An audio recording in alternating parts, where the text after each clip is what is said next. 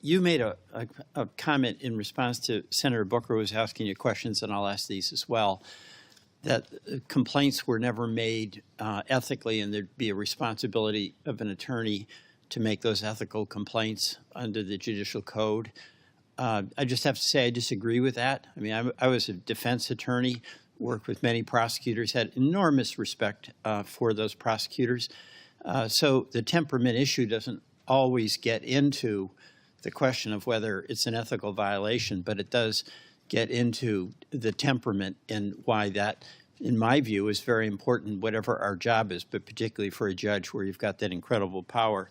So I do want to go through some of these questions that have been raised by that letter that was sent making some complaints about you. You were described as vindictive. There was references to abuse of power, a refusal to engage in any discussion about the case. And there was one in particular that stood out to me.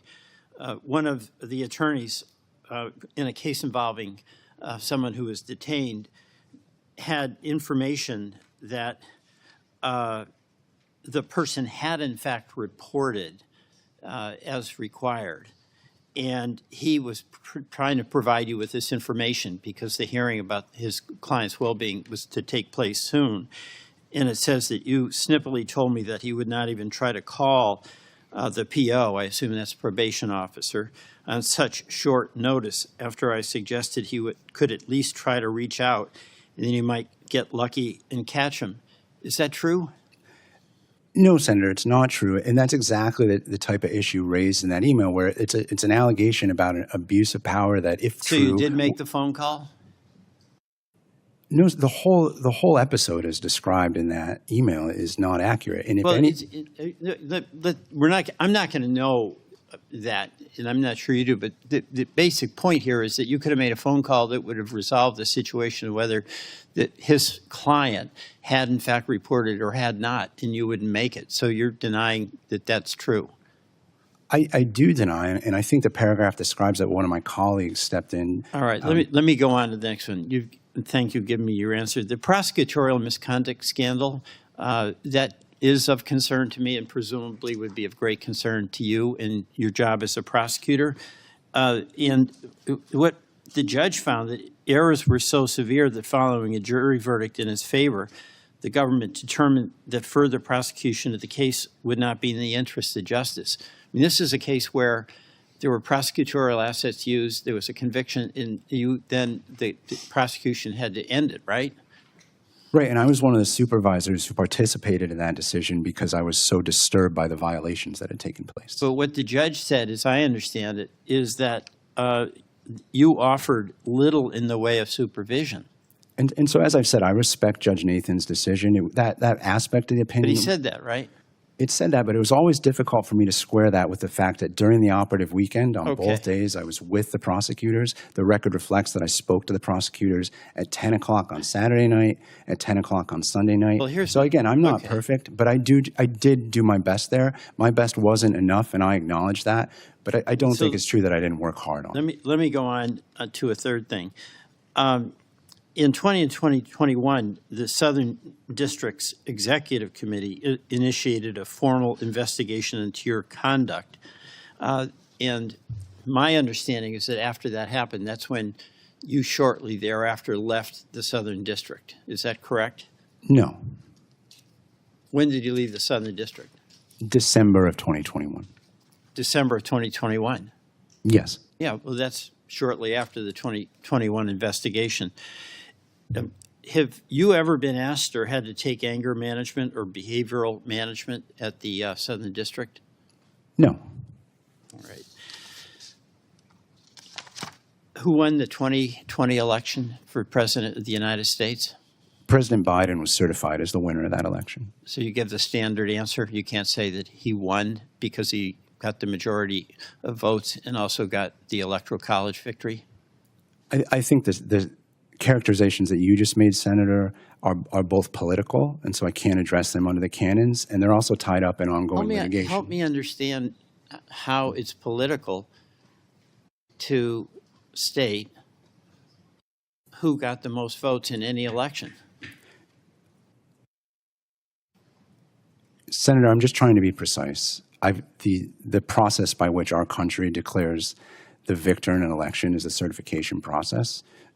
President Biden was certified. Okay. Thank you, Senator Welch. Yield back. Thank you. During a tense Senate Judiciary Committee hearing, Senator Peter Welch pressed Judicial Nominee Emil Bove on a series of questions about temperament, past conduct, and professional accountability. Welch began by stressing that temperament is a vital quality for any judge, arguing that it is not simply a matter of ethics but of how one exercises authority and power. He said that a judge's behavior toward lawyers, defendants, and staff reveals much about their ability to wield judicial responsibility fairly. Welch challenged Bove's earlier assertion that ethical complaints were the main avenue for addressing concerns about misconduct, insisting that issues of temperament often fall outside the bounds of formal ethics violations but still speak to a person's suitability for the bench. The senator then cited a letter from attorneys who had worked with Bove, describing him as vindictive and prone to abusing his authority. The letter also alleged that he refused to engage in discussions about certain cases, raising concerns about arrogance and lack of communication. One incident in particular drew Welch's attention. According to the complaint, a defense attorney tried to contact Bove to share information showing that his detained client had complied with reporting requirements. The attorney said Bove dismissively told him not to bother calling the probation officer on short notice. Bove firmly denied the allegation, saying the account was not accurate and that the email describing it misrepresented what actually happened. He added that a colleague later clarified the matter and that he had acted properly. Welch then turned to a prosecutorial misconduct case that occurred while Bove was a supervisor in the U.S. Attorney's Office for the Southern District of New York. The senator noted that a judge found severe violations had occurred, forcing prosecutors to drop the case even after a conviction. Bove responded that he shared the judge's concern over the violations and personally participated in the decision to end the prosecution. He said he had been in contact with the trial team throughout the weekend, admitting that while his supervision wasn't enough, he had worked hard to correct the problems. The questioning then shifted to an internal 2021 investigation by the Southern District's Executive Committee into Bove's conduct.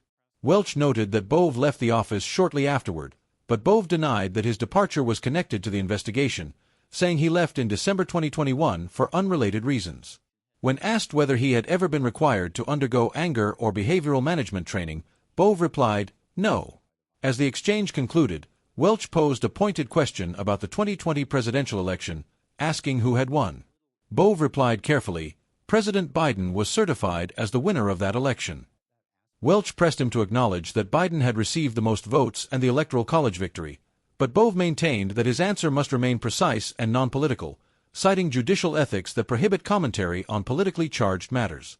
The exchange captured Welch's broader concern about Bove's temperament and judgment, qualities that, in the senator's view, go beyond technical competence or political neutrality.